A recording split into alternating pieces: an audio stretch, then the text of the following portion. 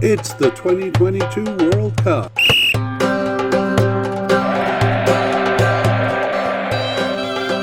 It's Australia's players. Hello and welcome to the International Soccer Preview by Soccerphiles Canada. I'm Kevin, and today we'll be looking at Australia's squad for the 2022 World Cup.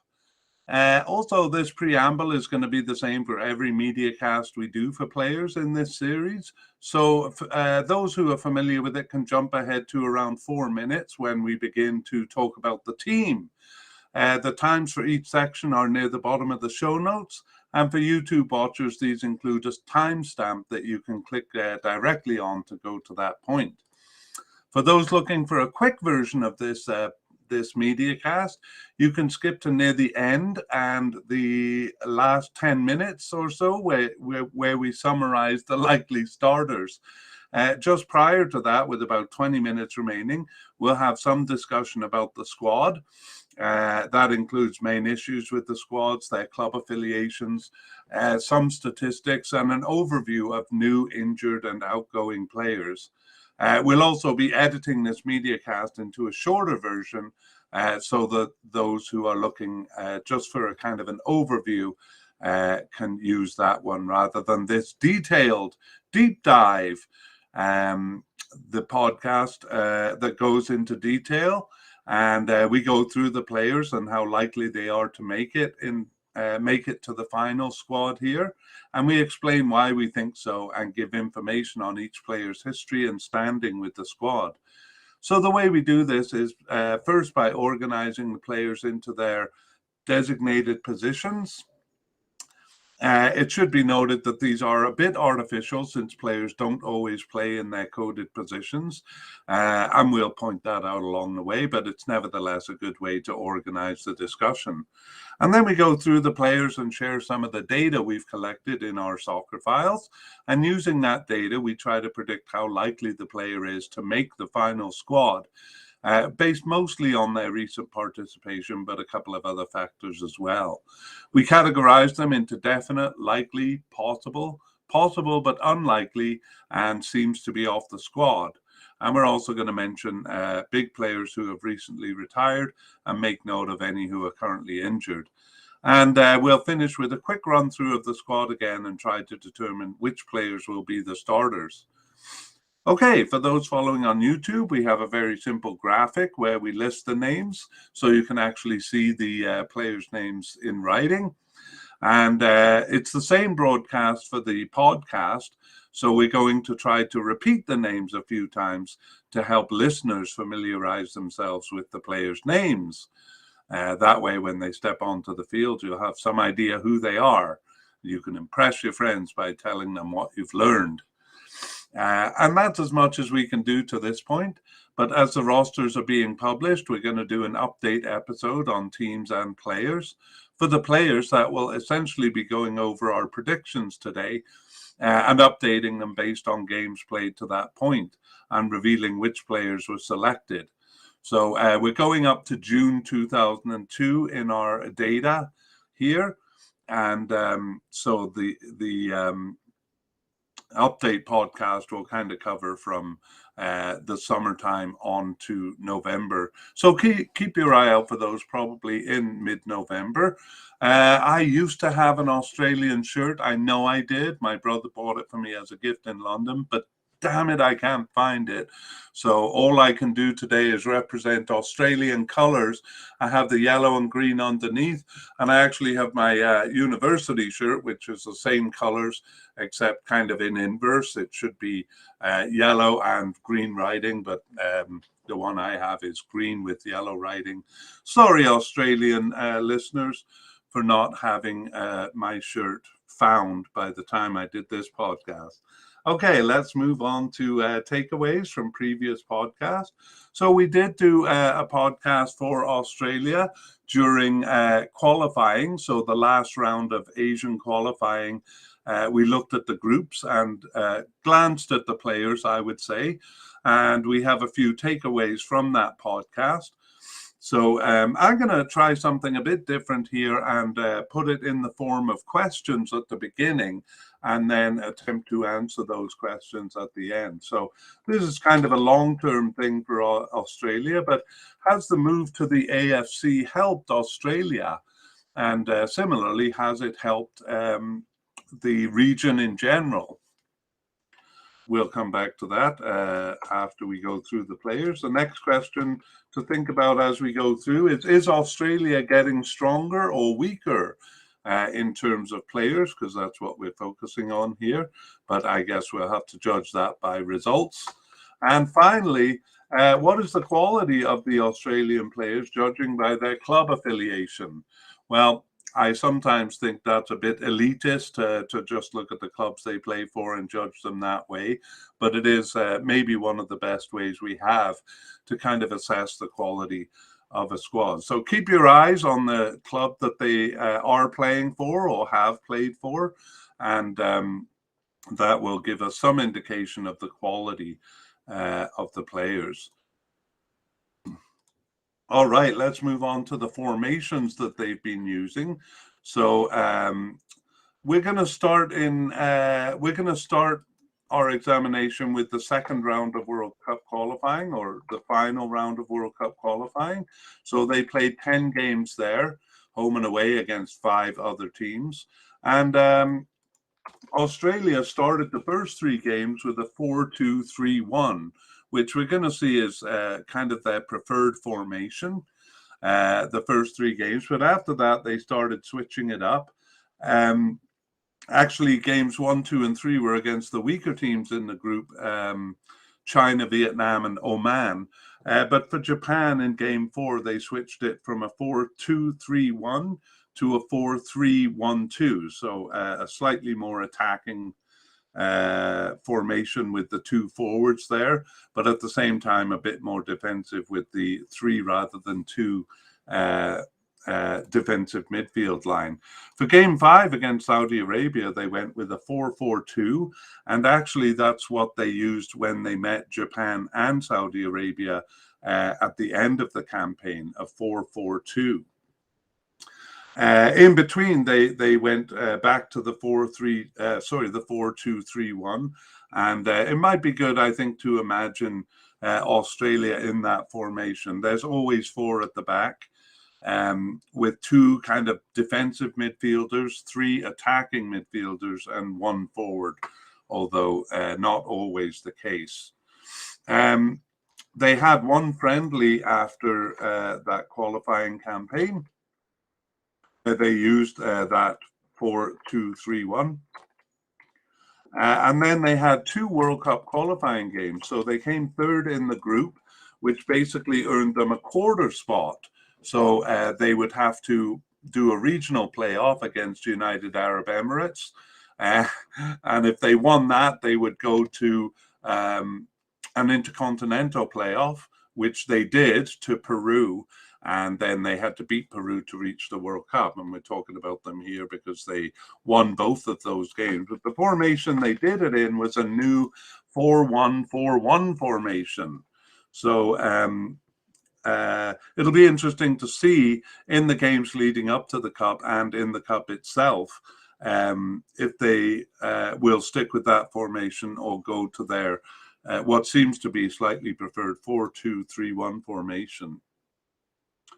But anyway, in terms of patterns, there is usually 4 at the back, or sorry, always 4 at the back in the period we're discussing, and usually one centre forward up front, and so it's mostly the midfield that changes. Keep in mind too that they'll be meeting stronger teams in the Cup, so they will probably go with a somewhat more defensive formation or defensive minded. All right, well, that's the look at World Cup qualifying, mostly formations, and we're going to move on to talk about the squad. So we begin with the manager. I'm actually just going to start by the manager before the current one, and that was Bert van Marwijk. So Bert van Marwijk actually led Saudi Arabia through World Cup 2018 qualification, but he was let go before the finals However, he joined Australia, who had let go of their manager before the finals too. So he joined Australia and led them through the cup. However, they didn't pass the group stage of the cup, and probably Australia wanted a bit more, so they let go Bert van Marwijk and took on Graham Arnold, the current manager. He is an Australian. He was a professional soccer player in Australia from 1980 to 2001. And he was also with the national team from 1985 to 1997 and had 56 caps and 19 goals. After his playing career ended, he was a manager for a number of Australian clubs, but he got on as assistant manager of Australia under Goose Hiddink, actually. And after the 2006 World Cup, when Goose Hiddink left the team, he became the caretaker manager and led them through the 2007 Asian Cup. He went on after 2007 to continue managing teams in Australia and had a short stint with a team in Japan. And in 2018 became the manager of not only the Australian national team, but the under-23 national team too. So the Asian Cup 2019 was just 6 months after the World Cup, so he led them through that. And that's the last major tournament Australia has been in. So this World Cup will be his second tournament. So Arnold Graham, current manager of Australia. Let's move on to goalkeepers now, and we'll begin just by naming the candidates. So we have Matthew Ryan, or Matty Ryan, as a definite candidate, as well as Danny Vukovic, a definite, and Andrew Redmayne as a likely candidate, and Lawrence Thomas as possible but unlikely. So let's go back and look at these players. Matthew Ryan, we consider him likely because he started 15 of their 17 games since 2021. He was on the bench for one and not selected for one other. Matthew Ryan, or Matty Ryan, has been with the Australian national team since 2012 and has 75 caps and is 29 years old. He plays for Copenhagen in Denmark since 2022, and Real Sociedad in Spain before that, Brighton in England for several years, and he was loaned to Arsenal. So a good club career for him. His first tournament was the 2014 World Cup, and he was a starter in that tournament and all tournaments since the 2015 Asian Cup, 2017 Confederation Cup, and the 2018 World Cup and 2019 Asian Cup. So long time starter for them and continues to start most of their games. Danny Vukovic started one of their 17 games since 2021, and he was on the bench for 14 others, so just 2 matches that he wasn't selected for. And Danny Vukovic has been with Australia since 2018, just 5 caps in there, kind of hard to get a cap with Matty Ryan as a starter. Vukovic is 37 years old, so the oldest player on the squad, I believe. He's currently with Central Coast Mariners in Australia. That's since this year, 2022, and with NEC Nijmegen in the Netherlands and Genk in Belgium before that. And it was mostly teams in Australia prior to that. His first tournament was the 2017 Confederations Cup. And he played all tournaments since the 2018 World Cup and 2019 Asian Cup. But in all cases, Matt Ryan played all the games, so he didn't see any action in those games, just on the bench. Moving on to Andrew Redmayne, who is a likely candidate. He earned his first cap in June 2019, and he started one of their 17 games since 2021. He was also subbed in for one and on the bench for 8, but there were 7 games that he wasn't selected for since the beginning of 2021. So he's been on the team since 2019, but just 4 caps in that time, and is 33 years old. He plays for Sydney FC in Australia and has been with Australian teams throughout his career. Andrew Redmayne, likely candidate. Lawrence Thomas, we have as possible but unlikely. He first appeared on the bench in June 2019. He didn't start any of their 17 games since 2021, but he was subbed in for 1 and on the bench for 8. However, he missed the last 7 matches there. So Andrew Redmayne kind of stepping into the third string position, it seems. Thomas Lawrence has been with the team since 2021 and has 1 cap, plays for Western Sydney Wanderers in Australia since 2022, and was with Sondersdisk in Denmark prior to that. All right, so let's begin with a little summary of the position. And it's quite easy to summarize. It's been Matty Ryan throughout. We saw a couple of games where Vukovic and Redmayne played. Those were, I think they were round 1 or else friendlies against Chinese Taipei and Nepal, kind of before the second round of qualifying. So ever since the second round of qualifying, it's only been Matty Ryan playing goal. All right, let us move on to talk about defenders, and we'll begin with central defenders, starting with the naming of the candidates here. So we have a definite candidate in Trent Sainsbury and a definite in Harry Souttar, but also he is injured. He's an injury risk, which we'll talk about later on. Milos Deganek is a likely candidate, as is Bailey Wright. And we have Kai Rolls as a possible candidate, and Gianna Stensnes also as a possible candidate. And finally, Ryan McGowan as a possible. Alex Wilkinson is possible but unlikely. And we have 2 players who seem to be off the squad in Curtis Good, Matthew German, and yikes, even one more, Ruon Tongyik. That is a lot of players to talk about, so perhaps we won't give so much detail on the less likely players. But let's begin with Trent Sainsbury. So he started 12 of their 17 games since 2021 and was on the bench for 3 others. So just 2 matches that he was not selected for. Trent Sainsbury has been with Australia since 2014 and has 61 caps and 4 goals. He's 29 years old. He's currently playing for Al Wakra in Qatar, so playing in the country where the World Cup is going to be. That's a recent move in 2022, and he's been around. He was with Kortrijk in Belgium, Maccabi Haifa in Israel, and PSV Eindhoven, and Jiangsu Suning in China. So really has been all over the place. He was on loan to Inter Milan in Italy in 2017. So Trent Sainsbury, his first tournament was the 2015 Asian Cup, where he started and finished all the games and has been involved in every cup since as a starter. So in the 2019 Asian Cup, he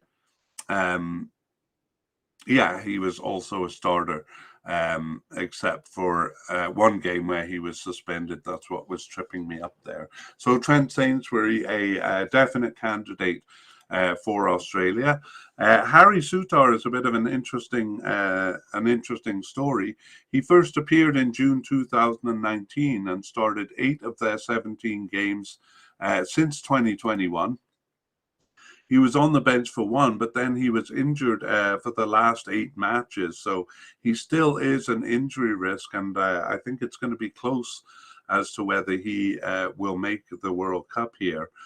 The interesting thing about him is that he, as a central defender, scored 6 of their 45 goals in qualifying, usually against weak teams, but he also scored over Jordan in a home win. Scored against Jordan in a home win, and was their second top scorer. So central defender getting goals there. Harry Souttar was born in Scotland, but has been playing with Australia since 2019, as we said. So 10 caps and 6 goals is his record, and he's 24 years old. So he currently plays for Stoke in England, and has been loaned out to a couple of smaller teams, Fleetwood Town in England and Ross County in Scotland. He grew up through the Dundee United Youth Club, and that was his first club. So Harry Souttar, they'll be hoping to get back in time for the Cup. Next, the likely candidates, Milo Steganek. So Milo Steganek started 7 of their 17 games since 2021 and was subbed in for 2 and on the bench for 4. So 4 matches that he was not selected for. He's been with the Australian team since 2016 and has 38 caps and 1 goal, and is 28 years old. He's currently with Columbus Crew in the USA. That was a recent move in 2022. And he was with Red Star Belgrade in Serbia before that. That was actually his second stint with Red Star Belgrade. He's also had 2 stints with Al Hilal in Saudi Arabia. His first tournament was the 2017 Confederations Cup, where he started. He started and finished games 1 and 2, but didn't appear in game 3. For the 2018 World Cup, he was on the roster, but he didn't see any action. However, in the 2019 Asian Cup, he was a starter there. He actually gifted a goal to United Arab Emirates with a catastrophic back pass there in the quarterfinal game. Milo Steganek, nevertheless, a likely candidate here. Also likely is Bailey Wright. He started the last 3 of their 17 games since 2021, and he was on the bench for 5 games besides. So Bailey Wright has been with Australia actually for a long time, since 2014, and has 28 caps and 2 goals, and he's 29 years old. So he currently plays for Sunderland in England since 2020, and was with Bristol City before that, and actually several English clubs since 2009, but he was in Australia prior to that. So he was actually on the 2014 World Cup squad. His selection was a bit of a shock there, but he didn't see any action in the tournament. And for the 2015 Asian Cup, he didn't make the final cut. And that may have been due to a groin injury. He was injured at the time, but I wasn't clear whether whether the injury was the sole reason he wasn't selected. He was selected for the 2017 Confederations Cup, where he started games 1 and 2, but wasn't selected for the 2018 World Cup or the 2019 Asian Cup. He actually was on the preliminary squad for that World Cup in 2018, but didn't make the final cup. But now he looks a likely candidate to make this cup. All right, let's move on to the possible candidates. We have 3 of them. Kai Rolls. Kai Rolls got his first appearance on the bench in January 2022, and he started 3 of the remaining 7 games and was on the bench for 1 of those games. But he too is an injury risk. I should move him down there. And we'll talk about that later on. He's been with Australia then since 2022 and has 3 caps. He's 24 years old, and he plays for Hearts in Scotland since 2022. The next possible candidate is Gianna Stensnes. Gianna Stensnes, that's kind of tough to say. Gianna Stensnes got his first appearance on the bench in November 2021, and he started 2 of their remaining 9 games and was on the bench for 4 others. So he's been with the team since 2022. That was actually his first cap, and he has 2 caps and is 23 years old. He plays for Viking in Norway. He moved from Central Coast Mariners in 2021 to play in Norway. The third possible candidate is Ryan McGowan. Ryan McGowan returned actually after a 3.5-year absence in September 2021 to start one of their remaining 17 games. And he was subbed in for one and on the bench for 9.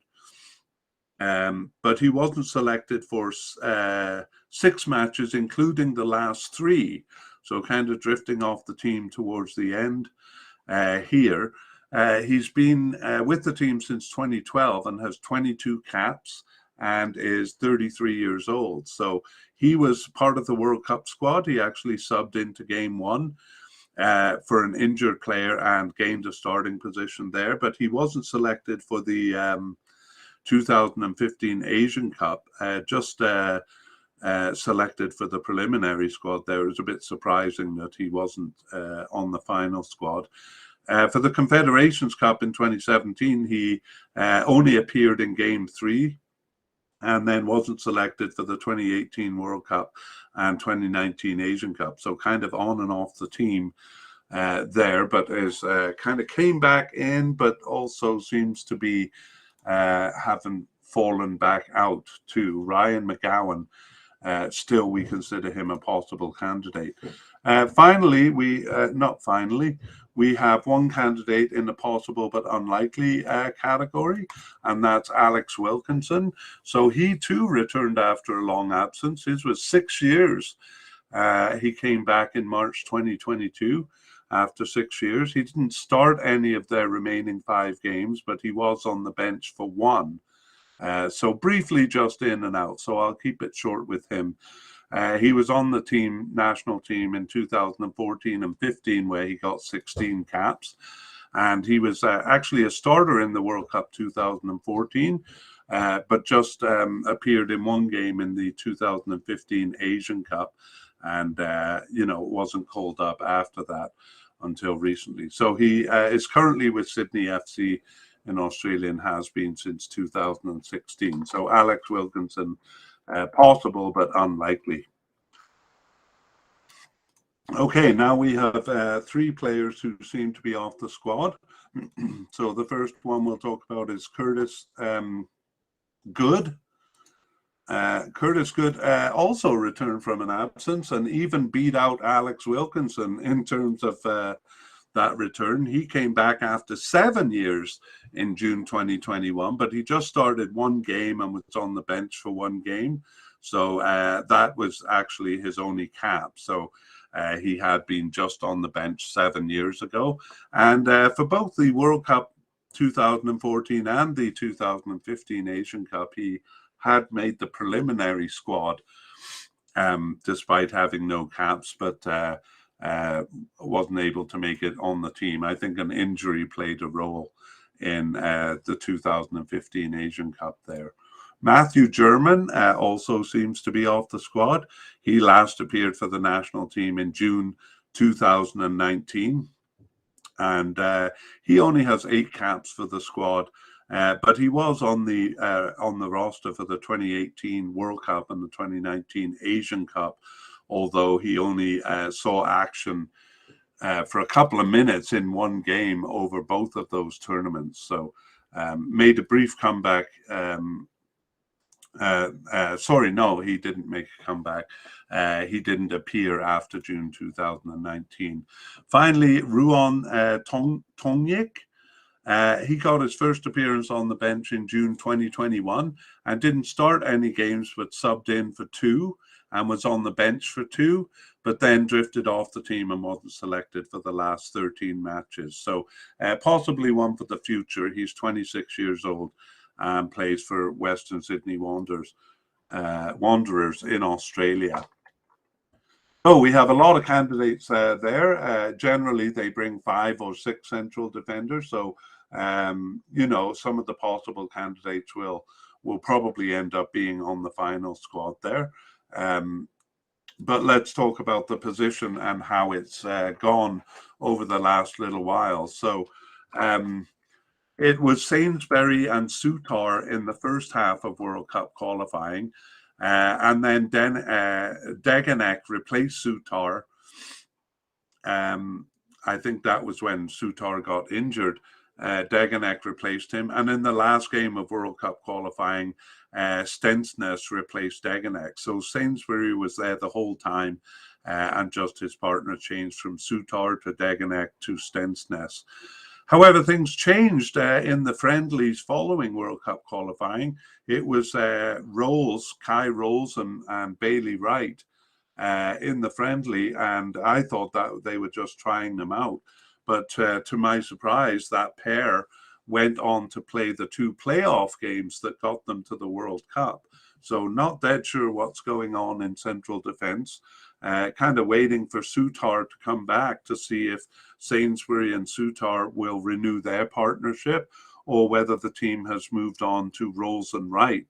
And that's the pairing that we'll see in the World Cup. So maybe we can shed some light on that in the update podcast, because we will see a few games between now and the time we do that podcast. So possibly we'll get a glimpse of the actual pairing. Okay, well, we have much fewer players for the left back position, and we'll begin by naming them. So Aziz Behic, we consider a definite candidate. And we have Craig Goodwin, who's coded as a left defender, but actually has only played as a left midfielder. But he's only played a couple of games, so we'll deal with him here. We have him as a possible candidate. We have Joel King also as a possible candidate. And then two possible but unlikely in Jason Davidson and Callum Elder. And finally, Brad Smith, who seems to be off the team. So let's take a look at these players. Aziz Behic started 12 of their 17 games since 2021 and was subbed in for 2 and on the bench for 2. So just one game that he wasn't called up for. And he's been with Australia since 2012 and has 53 caps and 2 goals. He's 32 years old. So he plays for Dundee United in Scotland, a team we saw another player with there. He's with them recently, though, since 2022. And he spent a bit of time in Turkey with 2 teams in Turkey. Actually, 3 teams in Turkey, because he was with Bursaspor from 2013 to 18. But in between those stints in Turkey, he played for PSV Eindhoven in the Netherlands. So he's been around a bit. Before Bursaspor, though, he was with teams in Australia. So his first tournament, he doesn't seem like he was a consideration for the 2014 World Cup. The 2015 Asian Cup, he was a starter, but he did lose his starting position there. And however, in the tournaments after that, 2017 Confederation Cup, 2018 World Cup, and 2019 Asian Cup, he was a starter in all of those. In all of those tournaments, he missed a penalty in Game 4 shootout, so that would have been the round of 16 shootout in the 2019 Asian Cup against Uzbekistan. Not to be negative, I should try to find a positive detail. That one just jumped out at me. Okay, so Aziz Behic, and probably a starter, the starting left back there. Craig Goodwin, as I mentioned, has only played as a left midfielder in the games he started. He returned after a more than 2-year absence in January 2022 to start 2 of their remaining 7 games, but he was subbed in for 3 others. He's been with Australia since 2013, but only has 10 caps and 1 goal in that time, and is 31 years old. He plays for Adelaide United in Australia since 2022, and was abroad with Sparta Rotterdam in the Netherlands from 2016 to 18. But despite being on the team for since 2013, he has never participated in a tournament. So the closest he's come actually was being on the preliminary roster for the 2017 Confederations Cup. So a player who's been in and out of the team, but recently is kind of on the in, so we consider him a possible candidate. Joel King um, got his first cap in January 2022 and started 2 of their remaining 7 games. And he was on the bench for 3 others. So 5 out of the 7 games he was called up for. And those were his first 2 caps. So he is 22 years old and plays for Odense in Denmark since 2022. He moved over there from Sydney FC, which was his first senior club. He was with their youth club too. Joel King, a possible candidate here, but perhaps more for the future. He might make the bench though. Jason Davidson came in very briefly, so I'll deal with this quickly. But interestingly, like some of the players we've seen, he returned after a 6.5-year absence to start one of their 3 remaining games in June 2022. However, he started that game and was subbed off at halftime and replaced by Behic, and was never heard of. Was not selected for the last 2 games there. So Jason Davidson had been around for a while, since 2012, with 23 caps, and was a starter in the 2014 World Cup and played in the 2015 Asian Cup, but then kind of drifted off the team for a long time. And it looks like this brief appearance is as close as he'll get to the national team, but I might be wrong there. Callum Elder seems to be off the team. He got his first cap in September 21, didn't start any of their remaining 13 games, but was subbed in for 1 and on the bench for 5. However, he wasn't selected for any of the last 7 matches. So just that 1 cap in 2021 for the 27-year-old.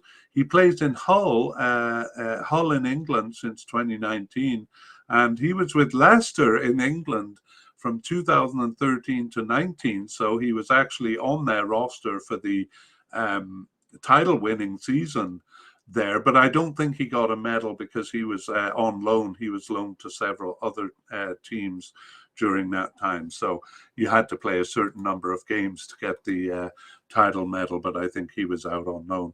Callum Elder seemingly off the team here. And finally, Brad Smith also seems to be off the team. So he started 1 of their 17 games since 2021 and wasn't selected for any of the last 11 matches. So he also has experience with the team since 2014 with 22 caps and plays for DC United in the USA.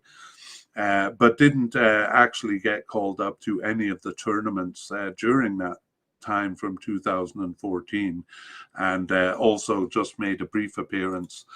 I believe it was a qualifying game here, and Brad Smith. So we'd be surprised to see any of those last few candidates that I talked about. Let's finish by summarizing the position. And left back position is mostly held by Aziz Behic. He has a fairly firm grip on it. Brad Smith did replace him once in World Cup qualifying, and Joel King replaced him twice. In the friendly, that was the game where Davidson. It looks like I forgot to put Davidson's name on the list there. Davidson. Oh no, it's on the list. Davidson replaced him for the first half, but then he was called in to play the second half. And then Behic in the playoff games. So again, just replaced a few times. It looks like Aziz Behic had that position down cold. Okay, let's move on to right backs. And we have Fran Karasic as a likely candidate, so no definite candidate here. We have Ryan Grant as a possible candidate, and Nathaniel Atkinson also as a possible candidate, and Josh Risdon, or it might be Ryden, but Josh Risdon as seemingly off the squad. So blessedly, just 4 candidates to deal with here. And we'll go back to Fran Karasic. So he started 6 of their 17 games since 2021, and he was subbed in for 4 and on the bench for 5. So just 2 of the 17 games where he wasn't called up. And he's been with the team since 2021 and has 11 caps and 1 goal in that time, and is 25 years old. He plays for Brescia in Italy, and was with Dinamo Zagreb in Croatia before that, and spent a couple of stints, I think, with NK Lokomotiva in Croatia. So he has a Croatian background, actually. He was born there and played for their under-21 team, and just moved over to Australia in 2021. So he actually was a candidate for the World Cup 2018 squad. He made the preliminary squad, but didn't make the final squad. But actually wasn't really even a consideration for the 2019 Asian Cup. But is making his way back into the team. And part of the reason for that is because our next candidate, Ryan Grant, seems to be drifting off the team. He started 8 of their 17 games since 2021 and was subbed in for 1 and on the bench for 4, but he wasn't selected for the last 4 matches. So Ryan Grant has been with Australia since 2018 and has 21 caps and 1 goal. He's 30 years old and has been with Sydney FC for, I would say, all of his career since 2008, Ryan Grant. So he was not selected for the 2018 World Cup, but he was for the 2019 Asian Cup, where he was subbed into game 1 at halftime, and then gained a starting position for the remaining 5 games. So a possible candidate in Ryan Grant, but hasn't, may have drifted off the team here. We'll have to check the September games to see if he's there. Nathaniel Atkinson is another possible candidate, and he got his first cap recently in March 2022 and started 3 of their remaining 4 games and was on the bench for the other. So a newcomer, but got 3 caps and 1 goal already, and is 23 years old. So he also plays for Hearts in Scotland. He moved there in 2022. Having played for Melbourne City in Australia. So making quick inroads into the team, Nathaniel Atkinson. And finally, Josh Risdon seems to be off the team. He last appeared for the Australian national team in November 2019. So he played with Australia from 2015 to 19 and got 14 caps in that time. He was a starter in the 2018 World Cup. And also in the 2019 Asian Cup, but he lost his position after game 1, was subbed out at halftime and never reappeared. So really kind of fell off the team quite quickly after that. So those are the candidates for right back, and I'll tell you what's been going on in that position. So it was actually Ryan Grant. In World Cup qualifying, he played the first several qualification games, but was increasingly replaced by Karasic, and then in the last game by Atkinson.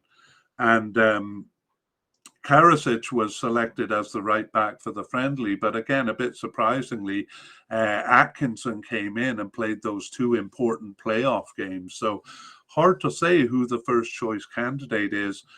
Right now, all of them have a bit of a bid for the position, but it looks like Atkinson is kind of jumping in at the end here, even though we have him just as a possible candidate. I think playing those 2 World Cup playoff games maybe makes him the most likely candidate. But it's definitely up in the air for the position of right back.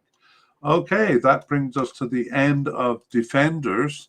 and we move on to talking about the midfield. So we'll begin with defensive midfielders, and we typically actually group defensive midfielders and central midfielders together because they switch positions, or it could be either of them.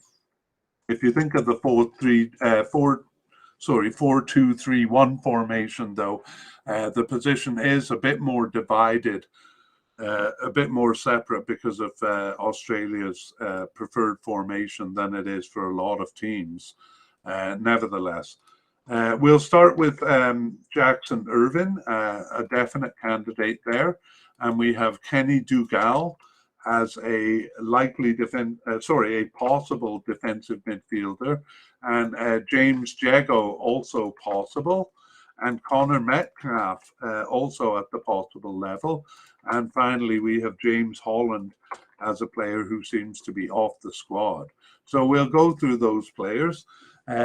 Jackson Irvine is the one definite candidate here. He started 13 of their 17 games since 2021, and he subbed in for one and was on the bench for one. So just missed 2 games there. And one of them was because of coronavirus, and the other because he was lacking fitness. So it seems a staple in Australia's midfield here. And he's been with the team, Jackson Irvine, since 2013, and has 49 caps and 7 goals. He's 28 years old. He currently plays for St. Pauli, a kind of a smaller club in Germany, since 2021. And he was with Hibernian in Scotland and Hull in England. Before that, he's actually played for several clubs in Scotland, and was even with the Celtic Youth Club in Scotland. But, he did grow up in Australia and was mostly with youth clubs in Australia. He's known for his good heading ability. And his first tournament was the 2017 Confederation Cup. He subbed into game 2 there and played well enough to start and finish game 3. I actually remember him making a good impression on me. A real workhorse, chasing the ball tirelessly as they lost to Germany's B team. There, actually, I think it was against Cameroon where he impressed me, but I'll move on. He was a sub for the 2018 World Cup and also for the 2019 Asian Cup, but he did gain a starting position after game 1 for the 2019 Asian Cup there, and since then has seemed to secure a starting position for himself. So he looks like a definite candidate and also a definite starter. Jackson Irvine, defensive midfielder. Kenny Dougal is a possible candidate. He started 3 of their 17 games since 2021. He was subbed in for 2 and on the bench for 7. So he's usually called up. However, he wasn't called up for 5 matches, including the last one. He's been with Australia since 2021 then, and has 5 caps, is 28 years old, and he plays for Blackpool in England since 2020, and was with Barnsley before that, and Sparta Rotterdam in Netherlands from 2015 to 18. So Kenny Dougal, a possible candidate. He hasn't been involved in any tournaments.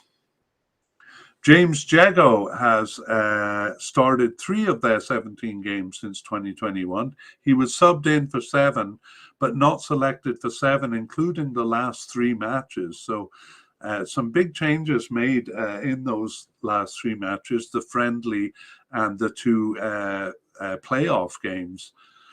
And James Jago seems to be one of the victims of those changes. He's been with Australia since 2018 and has 15 caps and no goals. He's 29 years old.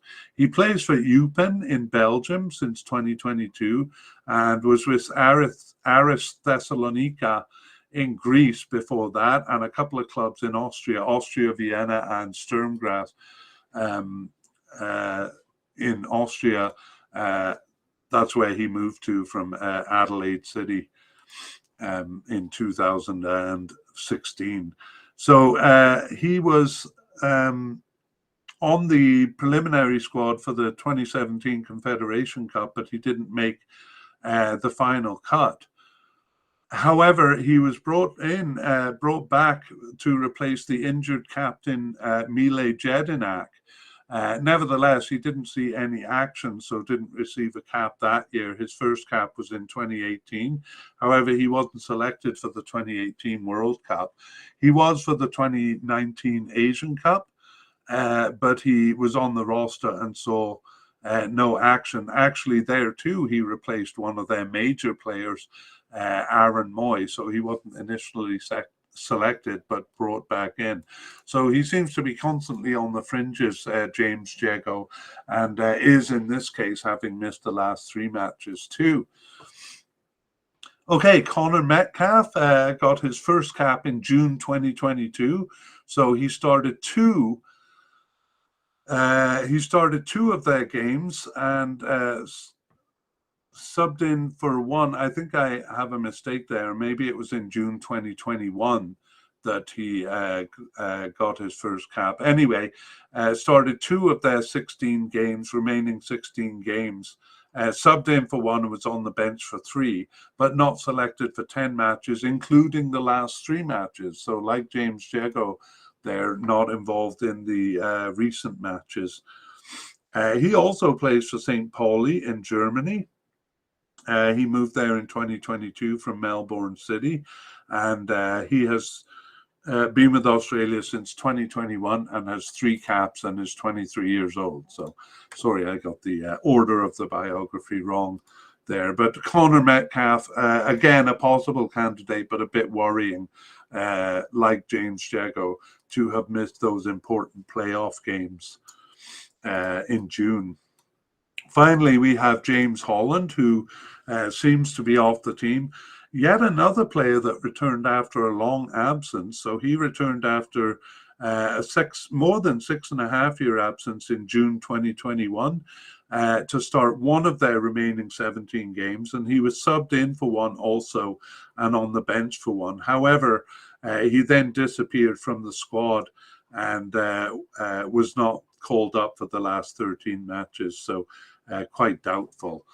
James Holland is 33 years old and has been with Australia since 2008, surprisingly long time, but has only 17 caps in that time and has never, no, I was going to say he's never made it to a tournament, but actually he was on the 2014 World Cup squad, but didn't see any action in that tournament. Otherwise, he wasn't called up for a tournament. He's still playing, though, for Austria Vienna since 2022. But I won't give more on his biography there, because he seems to quite clearly not really be a candidate here.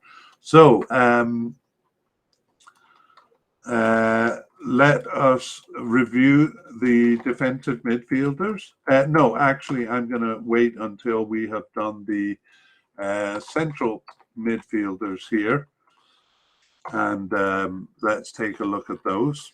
We don't have so many, just 3 here. So well, I'll start with Aaron Moy, one of their bigger names, who we have as a likely, not definite candidate. We'll tell you why shortly.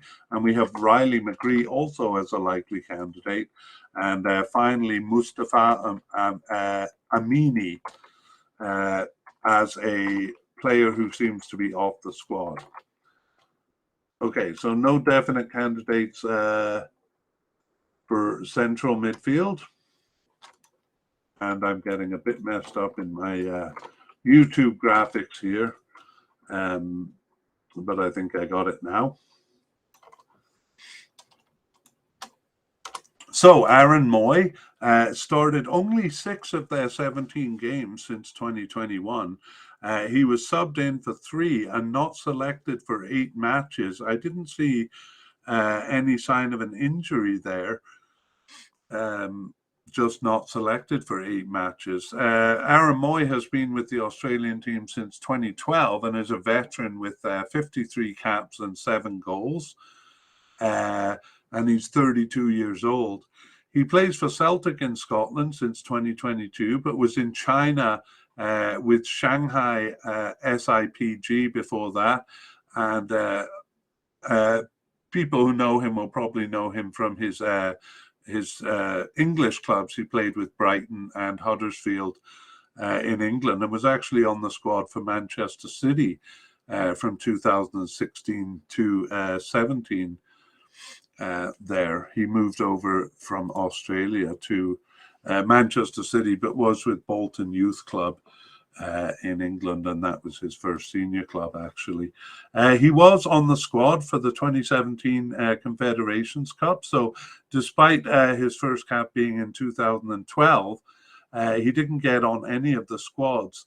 He made the preliminary squad for the 2011 Asian Cup and for the 2015 Asian Cup, but didn't make the final cut in both cases. However, for the 2018 World Cup, he was a starter, so he started and finished all the games there. But for the 2019 Asian Cup, as we saw, he was injured before the tournament and replaced by James Jago. So yeah, has kind of doesn't have a long tournament history actually, and is only a likely candidate here, having started just 6 of their 17 games. Riley McGree returned, another player who returned after an absence. He returned after a 4-year absence in June 2021 to start 3 of their remaining 17 games. And he was subbed in for 6 and on the bench for 4. So just 4 matches that he wasn't selected for, which is why we have him as a likely candidate, though probably not a starter. Riley McGree has been with Australia since 2021, so I'm guessing that 4 years ago he only had an appearance on the bench because his first cap seems to have been in 2021, and he has 11 caps and 1 goal and is 23 years old. So he plays for Middlesbrough in England since 2022 and was with Charlotte FC in the USA from 2020 to 2022, and with Club Bruges in Belgium also. So he's never been called up for a tournament, but he was on the preliminary squad for the 2017 Confederation Cup. Yeah, so despite being quite young, 24 years old, he's been around for quite a while, even though he just got his first cap last year. A bit of an interesting case there.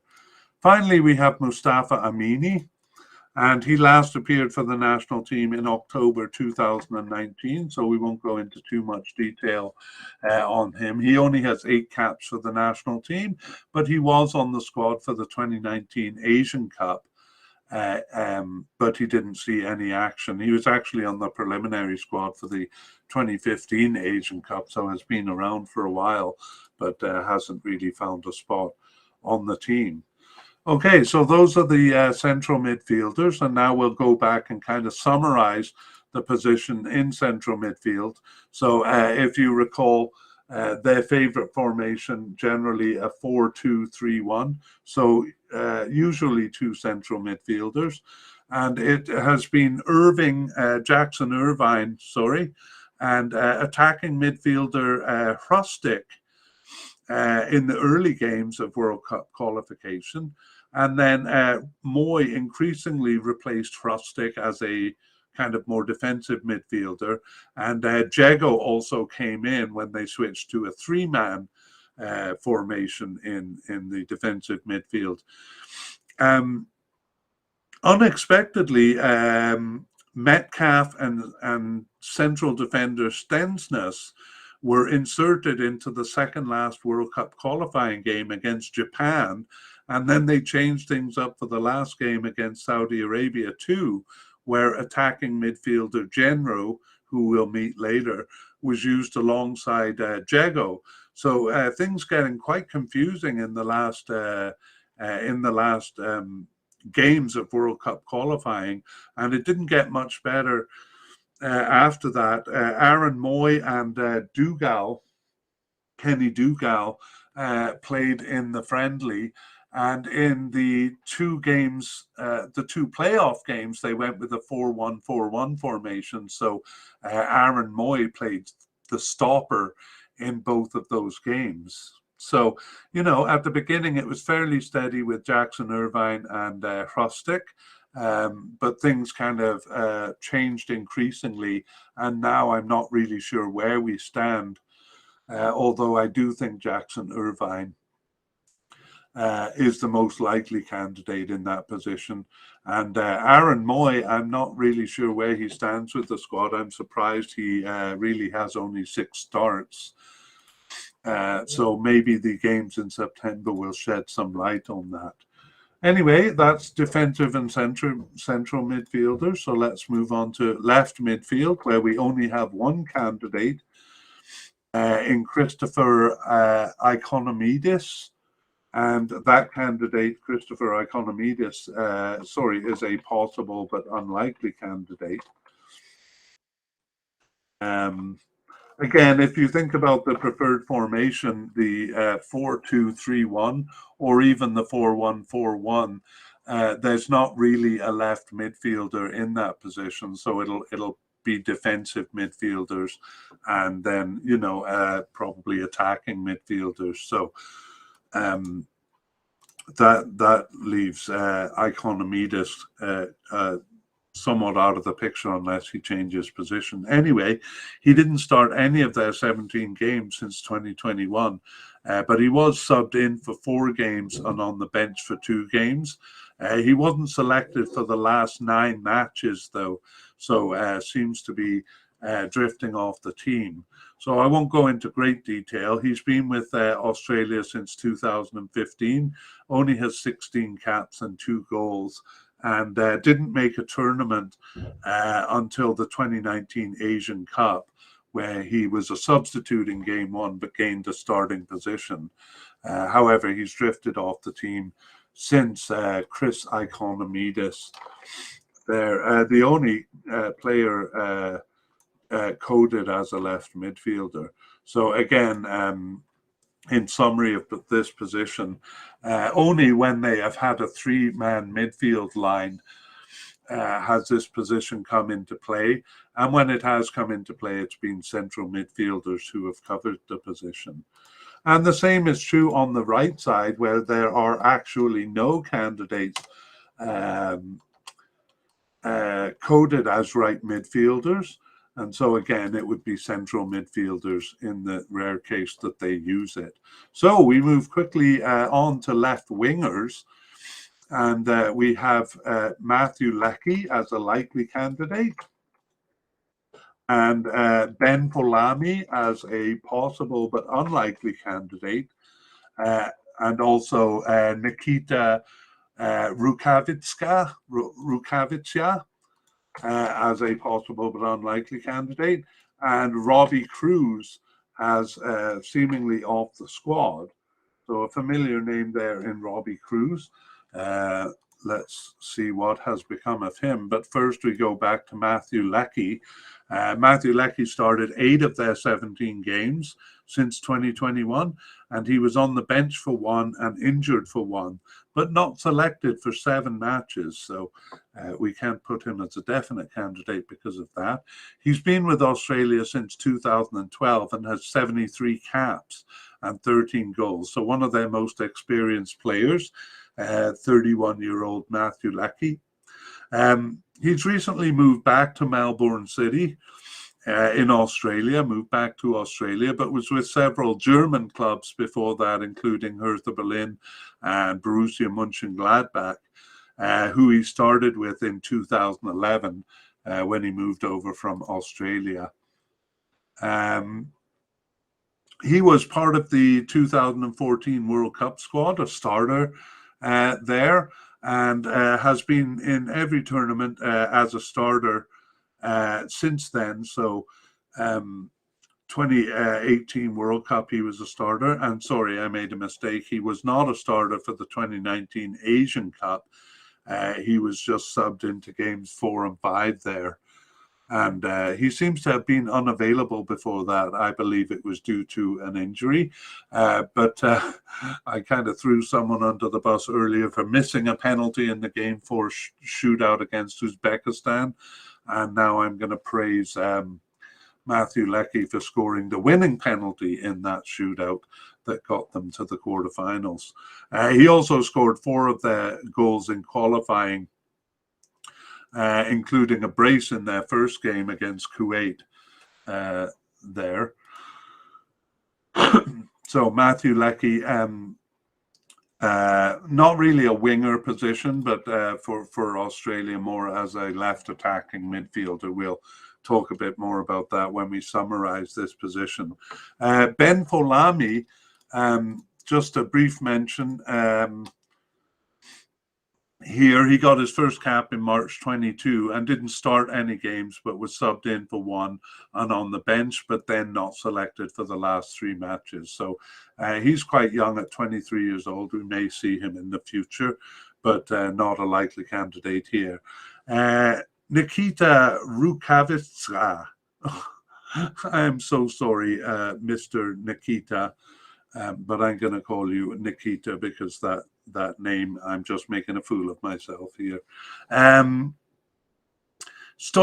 start any of their 17 games, but was subbed in for 3. He was injured for 2 and not selected for the last 5 matches. So we won't go into much detail, but a bit of an interesting character here. He's been with the team since 2019 and has 21 caps and 1 goal, but is 35 years old now. Never actually made it onto a squad after the 2010 World Cup, where he was a substitute, but made a couple of preliminary squads since then for the 2011 and 15 Asian Cups. There also for the 2018 World Cup, he was on the preliminary squad. But Nikita, okay, I'll give it one more try. Rukavitsa, always kind of on the fringes of the squad and not a likely candidate here, but a possible candidate, an outside possibility, we'll say. Robbie Cruz last appeared for the national team in the 2019 Asian Cup. So a veteran with the team since 2011 with 75 caps and 5 goals. He's currently unattached, so maybe moving into retirement because he is 34 years old. But he was with Melbourne Victory from 2019 to 2022. We won't go into his history much, but he was with some bigger clubs in Germany and dates back to tournament-wise the 2011 Asian Cup, where he was a sub. He seemed a definite selection for the 2014 World Cup, but was injured, but was a starter in all tournaments before that. Oh, sorry, after that. So a bit of a loss there for Australia, losing veteran Robbie Cruz to age, we'd have to say. So let's summarize the left winger position, or we've kind of done it on the left winger, but in fact, the position is usually a left attacking midfielder and sometimes a left winger. So it's actually the attacking midfielder, Mobile, our Mobile, who plays in this position. So we'll cover his information when we get to attacking midfielders. Mobile played it for half of the World Cup qualifying, but Leckie did replace him for 4 games in the middle of those World Cup qualifying games. And since then, it's kind of been up in the air. So over the last 3 games, the friendly and the 2 playoff games against United Arab Emirates and Peru, it's been our Mobile in the first one. Goodwin, who we met as a left defender, we met him as a left back, Craig Goodwin, and Matthew Leckie in the last of those 3 games. So hard to say kind of who's in that position, but I guess we'd have to say Mobile and Leckie are kind of equal candidates there. to maybe be the starter, depending on the formation they use, of course. Okay, let us move on to right winger. So really the same situation on the right side, where it's usually a right attacking midfielder, but there's a much more kind of steady candidate here in Martin Boyle, who we consider a definite candidate. And we also have Marco Tilio as a likely candidate, and we have Brandon Borello as a possible candidate. And finally, Daniel Orzani as possible but unlikely.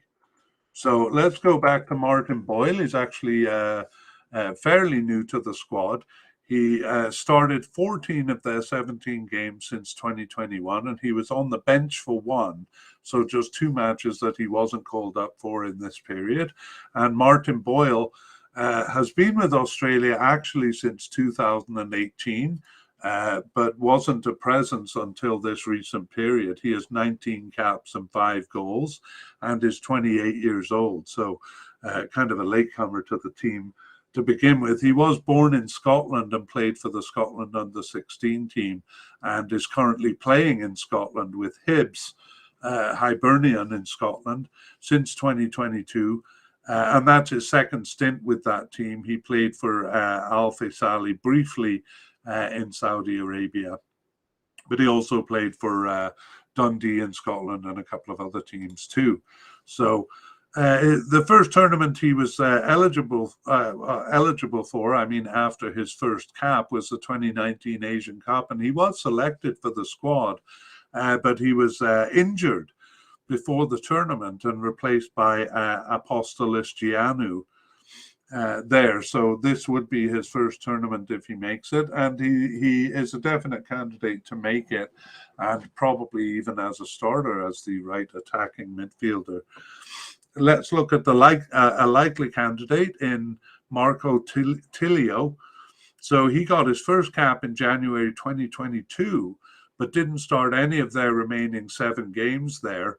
However, he did sub in for 4 and was on the bench for all 3 others. So consistently called up since his first cap there. And he is 21 years old. And he plays for Melbourne City in Australia, and was with Sydney FC before that and with their youth club. So Marco Tilio, probably not a starter, but we think likely to make the squad. A possible candidate is Brandon Borello. He earned his first cap in June 2019 and started the second of their 17 games since 2021. He was on the bench for 3 and struggling with coronavirus and injury for 6 games over that period. But yet another of those players who was on the squad except for the last 3 matches. So the manager making some big changes, it seems, going into the June games. Brandon Borello has been with Australia since 2019, but only has 4 caps in that time and is 27 years old. He plays for Western Sydney Wanderers, but actually moved there recently from Dynamo Dresden in Germany, where he was before that. Brandon Borello, then a possible candidate. Finally, we have Daniel Orzani. And Daniel Orzani didn't start any of their 17 games since 2021, but he was on the bench for 3 and was also with the under-23 team for a few of those games, but he wasn't selected for the last 10 matches. So he's just 23 years old, so maybe someone we'll see in the future. He has 6 caps and 1 goal. All of those were in 2018, and he plays for MacArthur FC in Australia, having been with Manchester City in England from 2018 to 22. He didn't play any games for Manchester City. Rather, he was loaned out to Lommel in Belgium and AGF in Denmark, and other teams too, including Celtic in Scotland. So Daniel Orzani, perhaps one to keep an eye on for the future. His only tournament was the 2018 World Cup, where he was a substitute, but he was subbed into all 3 games there. However, he didn't make the 2019 Asian Cup. Actually, that was due to an injury.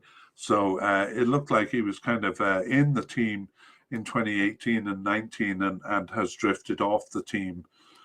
So we'll see if he makes a comeback again. 23 years old, so has a few years to do so. So let's look at the position of right winger, or we've done it under right winger, but as with the left side, it's really usually a right attacking midfield or a right winger position, depending on the formation. But it's almost always Martin Boyle who plays it, whether it is an attacking midfielder or winger role. Central midfielder McGree played it once, and then in the friendly, our Mobile switched sides to play it, but Boyle returned to the position for the 2 important playoff games. And there was one game where it was actually a 4-3-1-2 formation, 2 attackers. So he has played the position of a right forward as well. So kind of dominating that quarter of the field for Australia right now, Martin Boyle. All right, moving on to forwards. We include attacking midfielders among the forwards in our discussion. So let's begin with them. We have Ajdin Hrustic as a definite candidate, and our Mobile as also a definite candidate, and Dennis Jonru as a likely candidate, Tom Rogic as just a possible candidate here, and Dimitri Petratos as a player who seems to be off the squad. So let's go back and look at those players, beginning with Hrustic, Ajdin Hrustic. So he returned in 2019 after a more than 2-year absence and went on to start 13 of their 17 games since 2021 and was subbed in for 3 besides. So just 1 match that he wasn't selected for there. And he has been with Australia since 2017. But only has 20 caps and 3 goals, so not many caps before this period for the 25-year-old. And he plays for Hellas Verona in Italy since 2022 and was with Eintracht Frankfurt in Germany before that, and Groningen in the Netherlands from 2016 to 20. So he was actually with Groningen Youth Club and was with youth clubs in several countries in England, Germany, and Austria too. But he was with youth clubs in Australia until 2010. So he moved over, it seems, to Nottingham Forest Youth Club when he was 14 years old. He really hasn't been involved in many tournaments. So the Confederations Cup in 2017, he was a bit of a surprise selection for that squad. He was on the roster but didn't see any action, and was not called up even to the preliminary squads for the 2018 World Cup and the 2019 Asian Cup. But in the period we're talking about, he seems to have made good inroads into the team, got 3 of their goals in qualifying, actually, including a late winning goal in that first regional playoff, the first playoff game against United Arab Emirates. He got that goal at 84 minutes. So saw them through to the intercontinental playoff. Ajdin Hrustic, a definite candidate, as is our Mobile. So we've seen our Mobile playing mostly on the left side as a left attacking midfielder or left winger, but he actually does switch sides from time to time and played as a right winger in the friendly before the 2 playoff games. He started 8 of their 17 games since 2021, but he was also subbed in for 6 games. So just 3 games that he wasn't called up for. So he's been with Australia since 2018 and has 29 caps and 8 goals in that time. He's 27 years old and plays for Cadiz in Spain since 2022 and was with Midtjylland in Denmark for a long time from 2015 to 2022. He was loaned out to a couple of clubs actually in Turkey and Portugal. He also hasn't played in many tournaments. He was not selected for the World Cup in 2018, but he was selected for the Asian Cup in 2019, where he started, where he was a starter. So he actually took a beautiful shot, one of the shots of the tournament, in 3-2-1 over Syria in that tournament, and has since established himself in the squad. So we consider him a definite candidate. Likely candidate is Denis Jeanreau. So he only started 2 of their games since 2021 and was subbed in for 1, but he was on the bench for 7 games as well. So we consider him likely. He's been with the team since 2021 and has 4 caps and is 23 years old. And he plays for Toulouse in France since 2021. He was in Australia before that with MacArthur and Melbourne, Melbourne City. He was actually born in France, but plays for Australia, of course. So Denis Jeanreau, a bit more French pronunciation there. A likely candidate. And then somewhat surprisingly, Tom Rogic only as a possible candidate. He started 6 of their 17 games since 2021, and he was injured for 2, but not selected for 11 matches, including the last 5. So kind of drifted off the squad towards the end there. He's been with Australia since 2012, so he's one of their veterans with 53 caps and 9 goals, and he's currently 30 years old and playing for West Brom in England, West Bromwich Albion, since 2022. He was with Celtic for a long time before that, from 2013 to 2022, and prior to moving to Celtic, he was in Australia.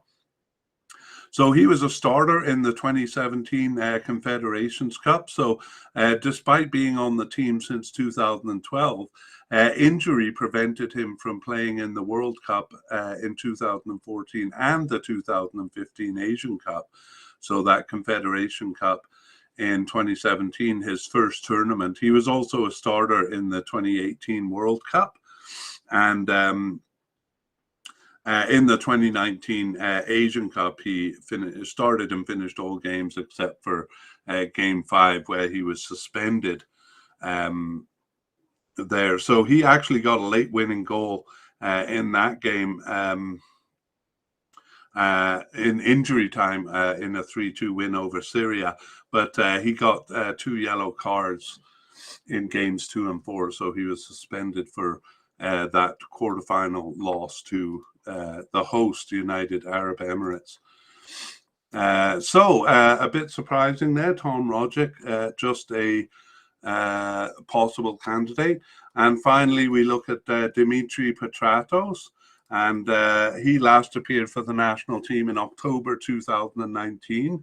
So he's been off for the team for a while, and I won't go into great detail on him. He was on the roster for the 2018 World Cup, but he didn't see any action in that tournament and wasn't selected for the 2019 Asian Cup. So has never really made it onto the team. Let's summarize the attacking midfielder position. So we actually had Tom Rogic as the central attacking midfielder when the formation called for it. But as we saw, he kind of didn't get called up for the last few games there. We saw McGree in the position in the friendly, and it's hard to say. The position kind of did and kind of didn't exist in the 4-1-4-1. But anyway, wasn't played by actually Aiden Hrustic. I think I've been pronouncing his name wrong. Aiden Hrustic did play in that kind of central attacking role in the 4-1-4-1 formation. But really, Aiden Hrustic kind of plays all over the field, sometimes as far back as a defensive midfielder and sometimes as far forward as a forward, especially when there's 2 forwards. So a bit of a mercurial player is Aiden Hrustic. as we saw, our Mabil, though an attacking midfielder, plays mostly on the left side.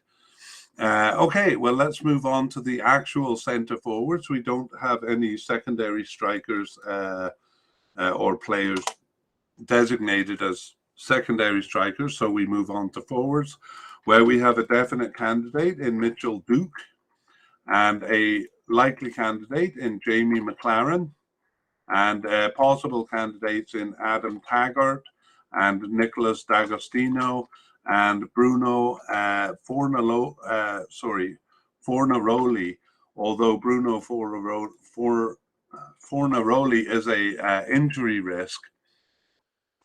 And possible but unlikely is Andrew Naboot, and off the team it seems is Tommy Juric. So let's take a closer look at those players, beginning with Mitchell Duke. Mitchell Duke returned after a 5.5-year absence in the first game following the 2019 Asian Cup, and he started 5 of their 17 games since 2021, and he was subbed in for 9 games, so on the bench for 1, not selected for 2 matches. So that's why we have him as a definite candidate, not necessarily a starter, but someone who's consistently called up. Mitchell Duke has been with Australia since 2013, but only has 4 caps in that time, 2 goals, so he's making the best of his caps, and he's 31 years old.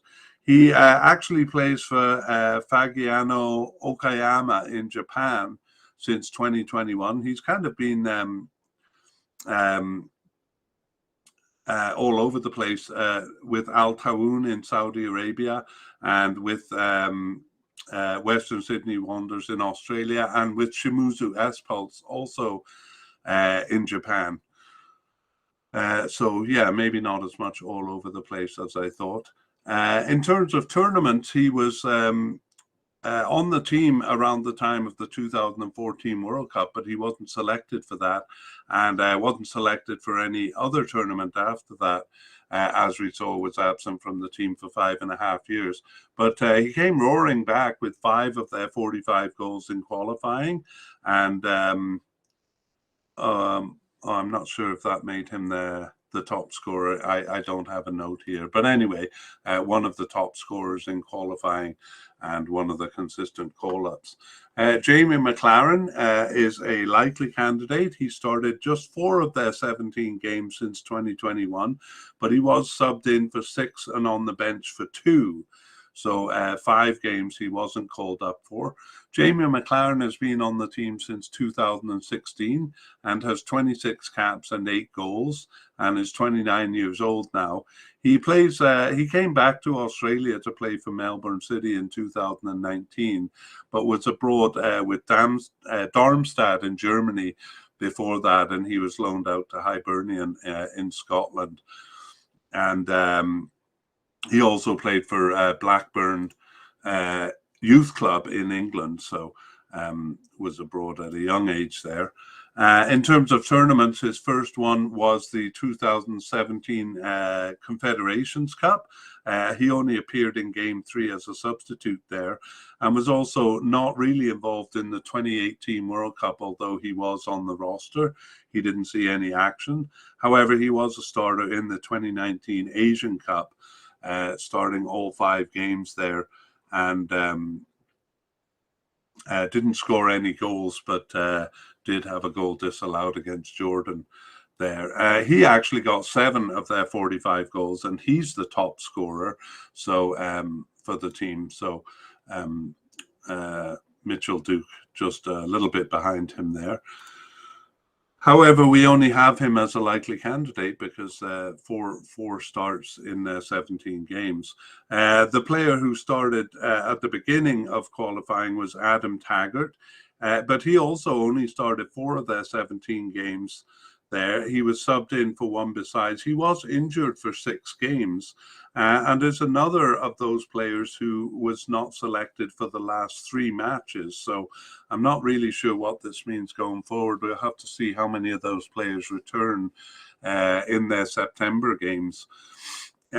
He's been Adam Taggart has been with Australia since 2012, but only has 17 caps in that period.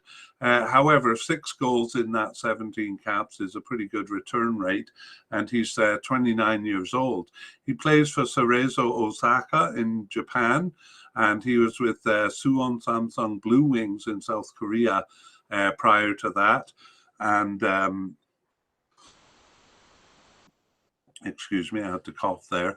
He was also in England with Fulham from 2014 to 16. His first tournament was the 2014 World Cup, where he was subbed into into game 2, and went on to start game 3. He was basically replacing the suspended Tim Cahill in game 3 there, but he didn't make any of the squads after that. Made the preliminary squad for the 2015 Asian Cup, but then basically disappeared from the squad and played no tournaments since then. However, he did, as we'll see, he kind of did start the first half of their World Cup qualifying games as the forward, but seems to have drifted off the team since. Next possible candidate is Nicholas D'Agostino. So he got his first cap in March 2022 and started one of their remaining 4 games. He was subbed in for 1 and on the bench for 1, and then not selected for the other of those games. So 3 out of the last 4 games. Always a bit hard to tell when a player comes in right at the end here. So he got his first cap at the age of 31 years old. There, and just has those 2 caps since, so a bit difficult to say whether he'll be selected. He plays for Melbourne Victory in Australia. Possible candidate Bruno Fornaroli got his first cap in March 2022 also, and started one of their remaining 5 games and was subbed in for 1, but he was injured for the last 3 matches, so hard to say where that leaves him. So 2 caps since 2022, and he is even older than D'Agostino at 35 years old, playing for Perth Glory in Australia. So to be honest, I'd be surprised if either of those players made it, but it's a bit difficult when players are called in at the end to know what their status with the team is. We have a possible but unlikely candidate in Andrew Naboot. So he returned, like so many we've seen, after an absence. He was absent for 3 years and returned in November 21 and didn't start any of the remaining 9 games. He just, I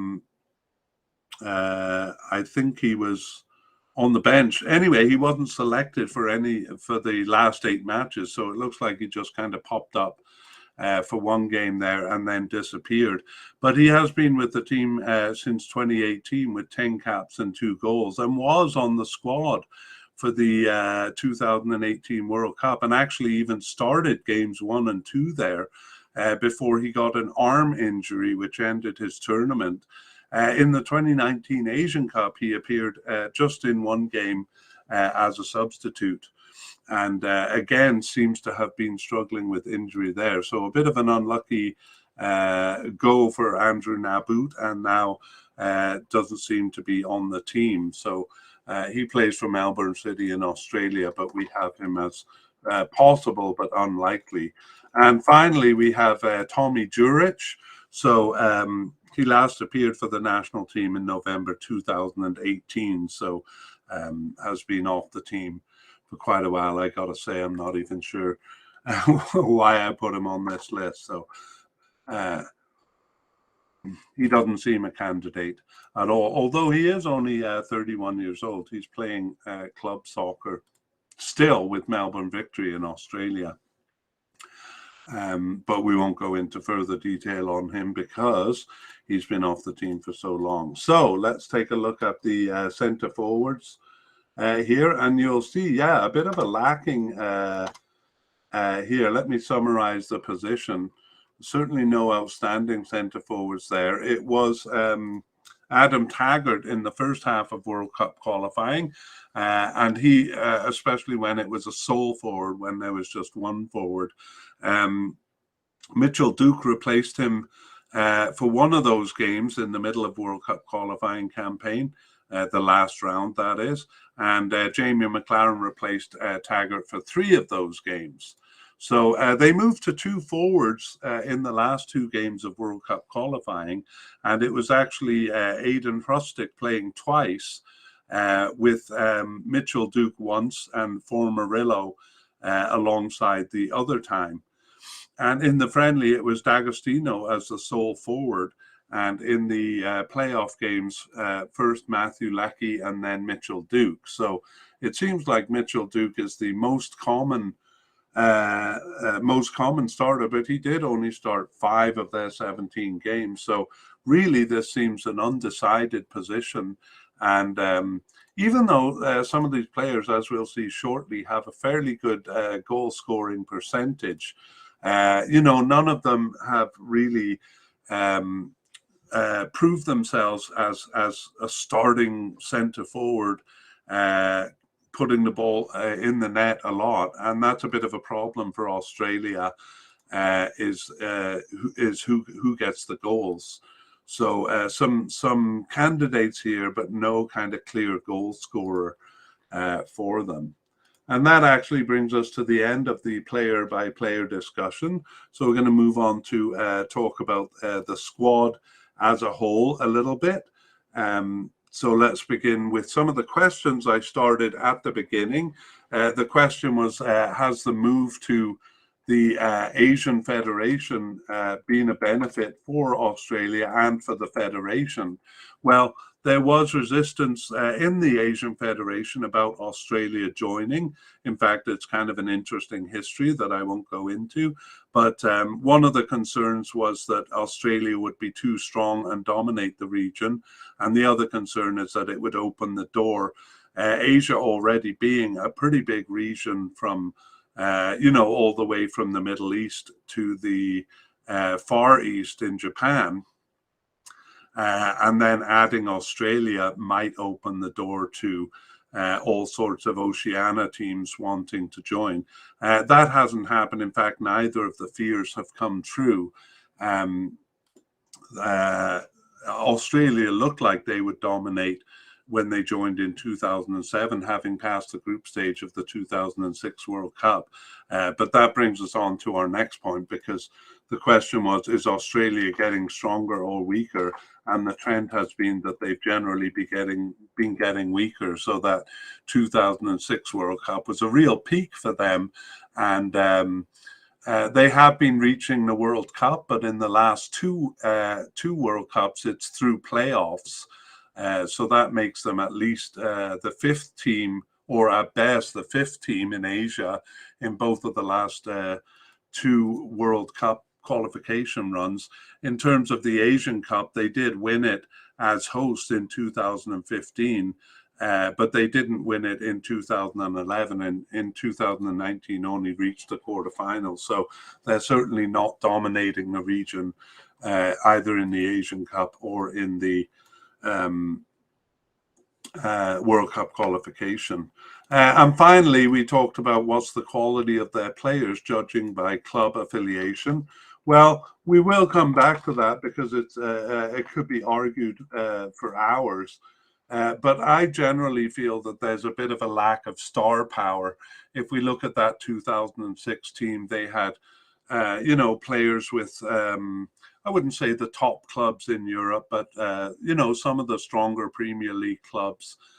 And, since then, actually, as a Canadian, I'm well aware that Canada didn't have much star power for most of its history. Some of the players, we were happy if they got onto European teams, even though we didn't really know the names of those European teams. There were some pretty small teams in Hungary or the Czech Republic, something like that. Well, Australia is doing a bit better than that, as we'll see when we look at club affiliations. And yet they do seem to kind of lack star power. Perhaps their goalkeeper, Matty Ryan, and Aaron Moy are their two biggest names, but they're not kind of world powers. So while Canada seems to be in a good period in terms of star power, Australia seems to be moving in the other direction.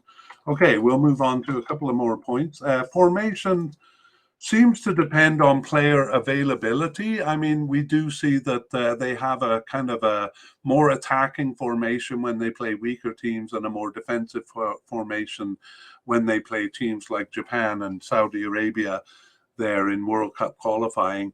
But what I noticed in going through it is sometimes it seems to come down to who's available. They've had a lot of injuries. And they've had a lot of players kind of coming in and out of the team. So my feeling is that sometimes the formation is decided by the players that are available, which I'm sure is true to some degree on every team. But for me, it suggests that Australia doesn't have a really strong bench where they can slot players into position. Rather, they tend to rotate the positions around the players they have. Finally, a point is players coming and going and coming back to the team. So during the player-by-player discussion, we saw a lot of players coming in from the cold, coming back from absences, sometimes as much as 5 or 6 years since they played for the team, coming back into action. We've also seen a number of players that seem to be fairly inserted into the squad, but in the last half of the period we've examined, and particularly in the last 3 games, and that would be a friendly and then their 2 important playoff games. One, the regional playoff against United Arab Emirates to graduate from the Asian region, and the second, an intercontinental playoff against Peru to make it to the final squad. So a bit of a surprising time to be dropping regulars from the team, but it was done nevertheless, and perhaps wisely, because they did make it through those playoffs. But some of the players who have dropped off the squad are Tim Rogic, Ryan Grant, James Jago, and a couple of smaller names.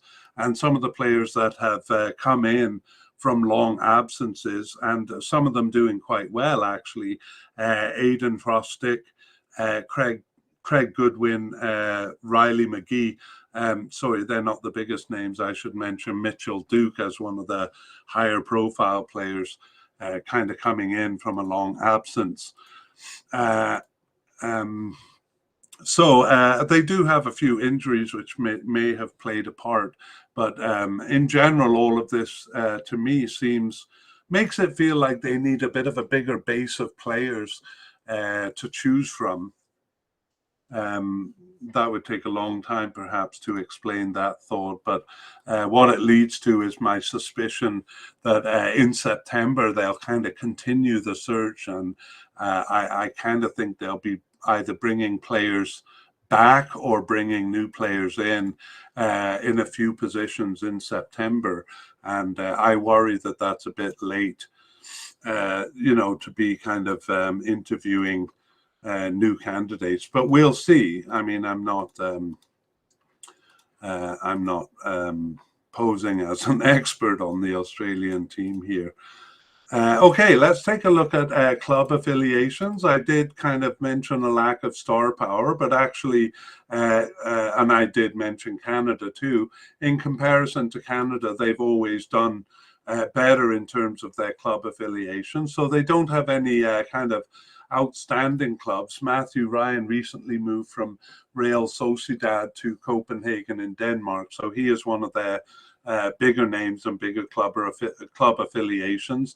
And Aidan Hrostek plays for Eintracht Frankfurt, which is actually doing quite well in Germany, though they're not typically one of the top German teams.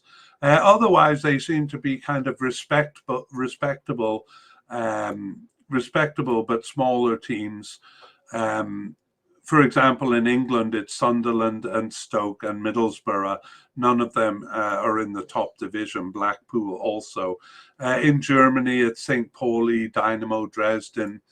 Eintracht Frankfurt, which we saw, and then a couple playing for Asian teams like Kuwait and Al Faisali in Saudi Arabia, and a couple in Japan. There was a player in South Korea too, but I think he moved to a Japanese team. And then about a third of the team playing for some of the bigger clubs in Australia, Sydney FC, MacArthur, and Melbourne City, for example. So again, no kind of eye-popping club affiliations, but certainly respectable as far as that goes. Okay, I've been running some statistics on the teams as I've been doing them, and one of them is how many players they kind of have on the plate in front of them. So I said I feel like they need a bit of a bigger base to choose from. That's not really reflected in the statistics because they have 48 and the average is 50. So it's a reasonable number of players to choose from. But I think it may be a little bit different for Australia since they do have a number of players who didn't play in the last 3 games. And I'm kind of left wondering if they're still part of the squad or what exactly is going on with them. I'm kind of anxious to see who they call up in September. As I said, I kind of suspect there may be a few new players, maybe some of those players returning. Yeah, but from the statistic itself, it's hard to make any conclusions. 35 players they have kind of under consideration. So I'd say those are the players generally that we have as definite, likely, or possible here.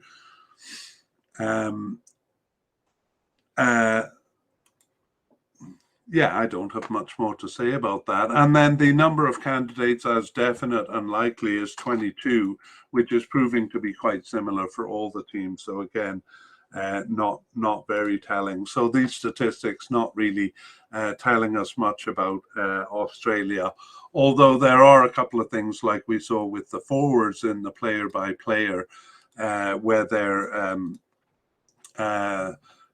they don't really seem to have an outstanding forward, and they seem to be trying out a lot of players, some of them not forwards, like Krustic, who's an attacking midfielder, playing in a forward role. So looks like they have some decisions to make there, but ultimately, if they do have 22 in the definite and likely category, that's just 4 players to fill from among the possible candidates.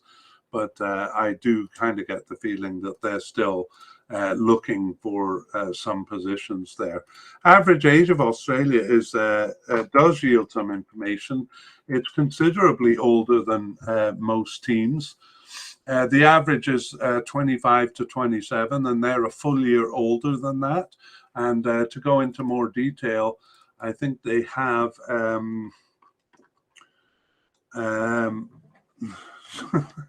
they have 14 players who are 30 years old or older. So that's actually a lot more than most teams. That's and here I'm just looking at definite, likely, and possible candidates. So that's about half of them, a little less than half. They have 37-year-old keeper Danny Vukovic. That's not so surprising for a goalkeeper. And so the rest are, they have Bruno Fornaroli, who's 35, and the rest are somewhere between 30 and 33. As far as the young end of the scale, they have only 2 players who are 21 or younger, and then about 8 players who are 23 or younger. So definitely on the older side, although hard to say what that actually means, other than they'll probably have to do some refreshing after this World Cup. In terms of average caps, it's 21 per player, and especially considering the age of the team, that is actually quite low. So the average is 27.5. They have 21. And we can kind of put that down to a lot of players coming back from anywhere from 4 to 7 years of being off the team. So you get basically an older player with not many caps, and I think that's bringing down the average. There. The most capped player is Matty. Is Matty Ryan with 74 caps, and they have only actually 6 players with 50 caps or more. At the other end of the scale, they have 9, 10, 12 players with 4 caps or less. So a fairly inexperienced team, despite being an older team.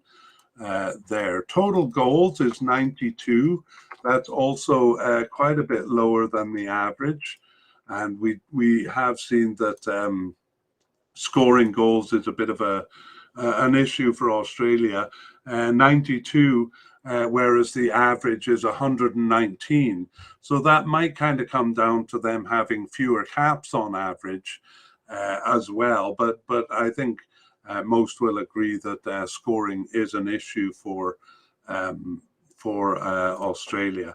And in terms of goals per player, it's just a statistic, but 2.6 goals per player, for what it's worth, is the lowest. I think the third lowest of all the teams we've done so far.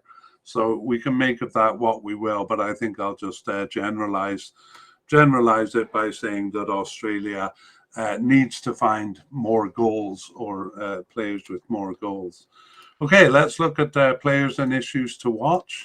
So in defense, we have Matt Ryan as a very steady starter, but perhaps too steady, because he's played almost all of their games except for one against Chinese Taipei, which is really Taiwan, and one against Nepal.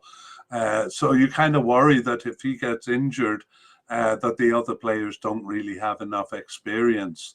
And perhaps it would be good if they got a little more field time, just in case Matty Ryan becomes unavailable. And another issue in defense is the recent change in the defensive pairing. So in the player-by-player, we saw that Sainsbury and the high-scoring central midfielder, whose name is currently eluding me,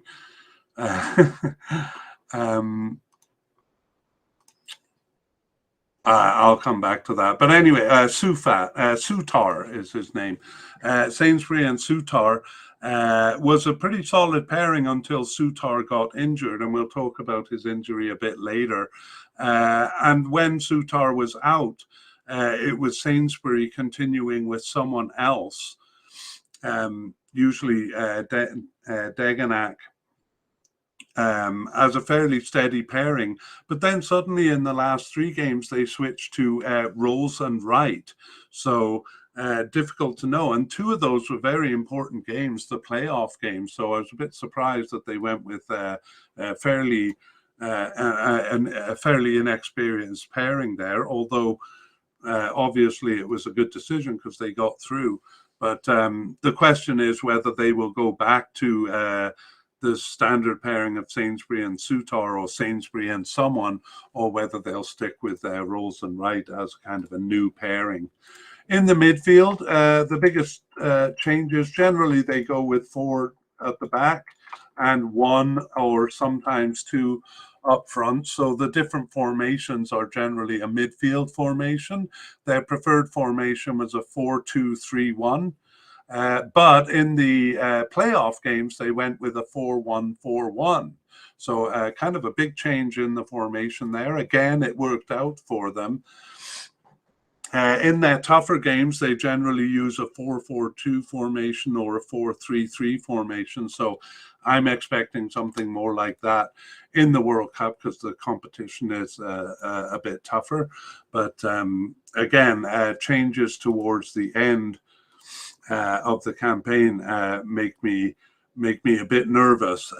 So we'll see what they come up with in the September games, and I think they have a couple of friendly games leading up to the World Cup. And finally, in attack, The centre forward position is open, and they really are looking for, a steady goal scorer.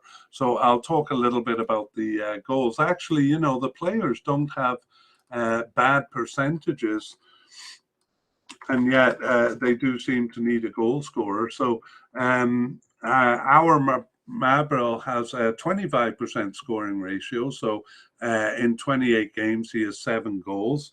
Harry Sutar is a central defender. He has an amazing 60% record, 6 goals in 10 games. I'm not sure how that happened, but anyway, they're not going to be relying on him as their main goal scorer. A couple of players in the 30s there. Mitchell Duke has 7 goals in 20 games. That's 35%. And Adam Taggart, who wasn't there for the last few games, has a reasonable or a good scoring percentage, 6 goals in 16 games.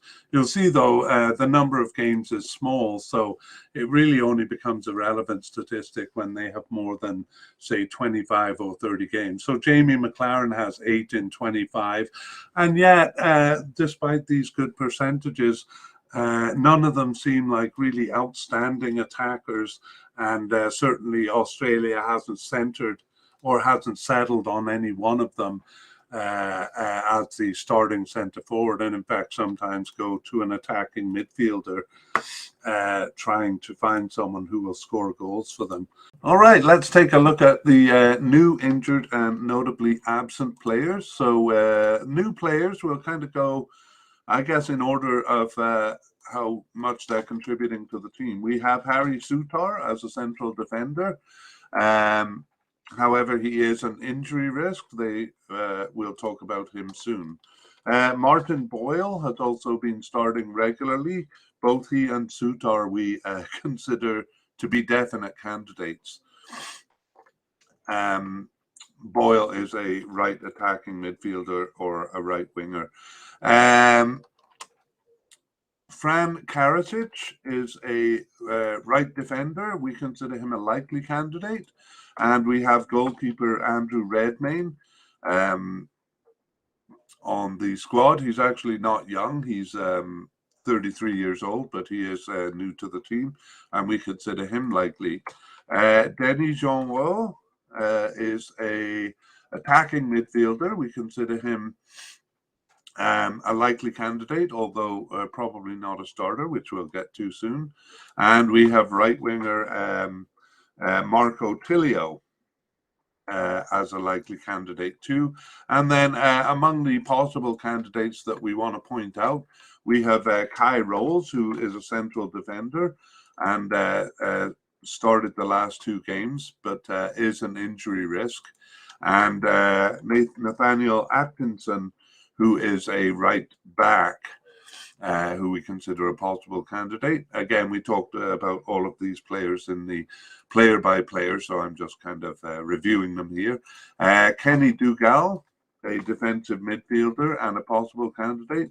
And finally, Gianni Stensnes, a central defender, who we consider a possible candidate. So those are the new players on the team. And now let's move on to injuries. So we have Harry Sutar, the player we consider definite, but of course he'll have to be recovered to be definite. He has a cruciate ligament rupture, and he's expected back November 14th. So I think he's been out for almost a year, and November 14th is close to the time. So that's a bit touchy as to whether he's going to recover in time, but they certainly hope he will. The high-scoring central defender, Harry Sutar. We mentioned Kai Rolls above too. He's a central defender, and he has a metatarsal fracture, which he picked up in early September. He's expected back October 31st, so looks like he would make the team there. And we have him as a possible candidate anyway. And finally, Bruno Fornaroli has an ankle injury with an unknown return date, and he is a forward who we considered a possible candidate. So all 3 of those I'd say Kai Roll's most likely to make it back among those, but the other two are a bit less certain. Moving on to notable absences, we actually have goalkeeper Mitchell Langerak. So it seems like the new player we mentioned above, Andrew Redmayne, took over the third string keeper position. So Mitchell Langerak last appeared for the team in October 2019. So an outside possibility that he could come back, but they seem to have gone with a different keeper. Massimo Luongo last appeared on the bench in September 2019. He's still playing for Middlesbrough in English, and he was part of the team from the 2004 World Cup to the 2019 Asian Cup. And he's just 30 years old, so I guess an outside chance of him coming back, but he hasn't been selected. Now, we do look at some of the players who were not at the 2019 Asian Cup, but some people follow the team kind of from World Cup to World Cup. So these are the key players that have gone from the 2018 World Cup. So Tim Cahill.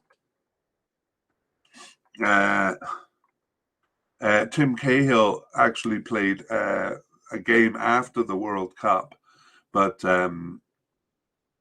wasn't part of the 2019 Asian Cup. We won't go into detail on the bios of these players here. We have Mile Jedinak. He last played, well, he did actually not play after the 2018 World Cup, but he was called up to a training camp in September 2018, but he didn't play any games for the team. And he retired from soccer in 2019. So Mile Jedinak, a big miss for them there. And finally, we have Tommy Jurek. I think he is still actively playing in Australia. And it was a bit of a surprise that he didn't play in the 2019 Asian Cup, because he had played 3 of the 4 games between the World Cup and the Asian Cup in 2019. But anyway, his last game was in 2018, and he is off the team, it seems, despite being just 31 years old. So perhaps an outside chance of him coming back in. Okay, and now we're going to finish with the predictions of the starters. So we'll kind of go through the squad again quickly here.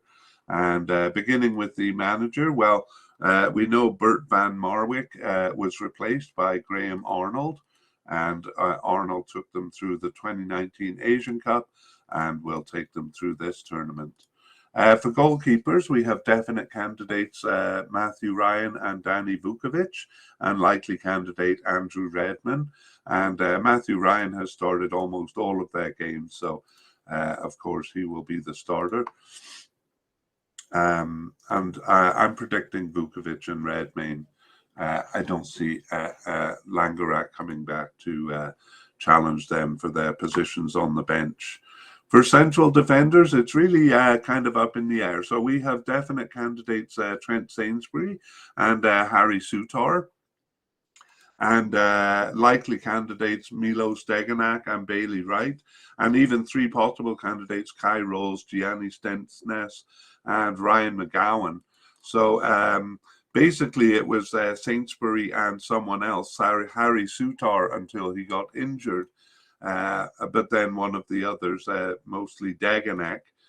But then in the last 2 games, those important playoff games to reach the cup against United Arab Emirates and Peru, they switched it up and started with Bailey and Rolls as the central pairing. So a little difficult to say.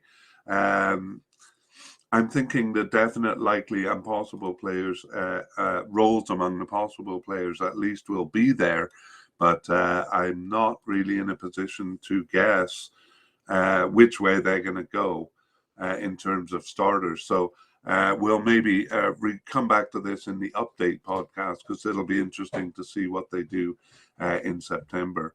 For left back, we have definite candidate Aziz Behich and possible candidates Craig Goodwin and Joel King. Craig Goodwin has actually just played as a left midfielder in his starts. Anyway, we think Aziz Behich is going to be the definite candidate there. Actually, I want to go back and use a different color to suggest that the central defenders will be among those 4 starters: Trent Sainsbury, Harry Souttar if he recovers, Bailey Wright and Kai Rolls. I think 2 of those, one of those pairings will be the starting, but it could be either one of them. Okay, sorry. So left back, Aziz Behich. Right back, Frank Karasic seems to be the most likely candidate, but I'm not sure that I would put him as the starter. And Ryan Grant was off the team for the last 3 games. He was the starter, so a bit confusing as to what it means that he was off the squad for the last 3 games. Is he kind of out of the squad, or is he going to come back in September and for the Cup? So again, I'm a little unsure who to nominate here. For me, Franz Karakic didn't start enough games in the position to justify naming him as the starter. And Atkinson came in at the end, so honestly, it could be any one of the 3. But I'm going to nominate either Frank Karakic or Nathaniel Atkinson as the starter there, but it could be either one. Okay, defensive midfielders. And this includes central midfielders, actually. Again, it was a fairly steady pairing of Jackson Irvine and Aiden Trustic in the early games of World Cup qualifying. But then it became a bit muddled after that, with all sorts of players coming in. So I actually thought Aaron Moy would be the starter, but he actually didn't play as many games as we thought. But I'm going to be bold here and say Jackson Irvine will be one of the starters. And should I nominate Aaron Moy as a starter? I think so. They'll be playing tough teams, and he's very defensive-minded. They tend to use. He was used in the stopper role, for example, in those 2 last playoff games. So really not sure, to be honest here. So I'm kind of putting a bet on the table there. Okay, left midfielders and right midfielders, they don't use. Sorry, I should go through the names. Defensive midfielders, Jackson Irvine is a definite candidate to make the team. And possible candidates Kenny Dougal, James Jago, and Connor Metcalf. For central midfielders, we have Aaron Moy as likely to make the team, and Riley McGree and Mustafa. That's it. Those are the kind of candidates. So we think most of those will be there. But I'm putting Jackson Irvine and Aaron Moy as the starters there. Left midfielders and right midfielders, we said in the player-by-player that generally central midfielders play this role, so there are no likely or definite candidates or even possible candidates there. On the left wing, we have Matthew Leckie as a likely candidate, and Ben Folami and Nikita Rukavitsia as possible candidates. No, they're possible but unlikely. So just Matthew Leckie as a likely candidate, but we have seen other players play over on the left. So do I see Matthew Leckie as a starter? Again, that's kind of tough, but actually I kind of think it'll be between him and the attacking midfielder, Our Mabil, for the position. So but I do think Leckie will be starting somewhere on the field, not necessarily in that left winger role. So I'm gonna be bold and put him as the starter. On the right wing, Martin Boyle definitely seems to hold down the position a lot. more firmly than anyone on the left side. So Martin Boyle, the definite candidate, I think is going to be the starter. And we also have likely candidate Marco Tilio. But even though we put him as likely to make the squad, we see him as a substitute rather than as a starter. Attacking midfielders, we have Aiden Hrustic and our Mabille, and I think both of them will be used. I'm not really confident enough to say as starters.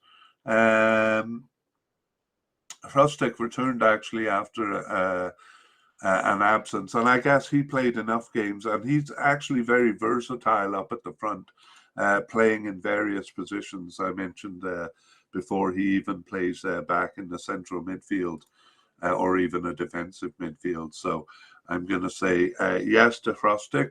But for our Mabille, I think even though a definite to make the squad, not confident enough to say he's a starter. The likely candidate there is Denis Genroux and possible candidate Tom Rogic, another one of several players who is kind of well established in the team and then kind of disappeared for those last few games. So not sure what the status of them is. Anyway, neither Denis Genroux or Tom Rogic do we see as starters. And then in the forward line, it's very uncertain who's going to start. So I'm not going to hazard a guess. I think Duke Mitchell will be one of the candidates, maybe get a start and see how he does. But I think he's kind of first in line there.